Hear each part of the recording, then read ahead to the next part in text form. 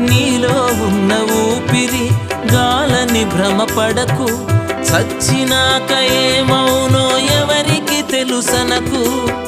నీలోని ఆత్మకు స్వర్గము నరకమో నిర్ణయించే సమయమిదే, కళ్ళు తెరుచుకో. నీలోని ఆత్మకు స్వర్గము నరకమో నిర్ణయించే సమయమిదే, కళ్ళు తెరుచుకో. మనిషిగా పుట్టినోడు మహాత్ముడైనా మరల మంటిలో కలవవలయురా. తీసుకొని పోలేడు పూచిక పుల్లైనా ఇలా సంపాదన వదలవలయురా.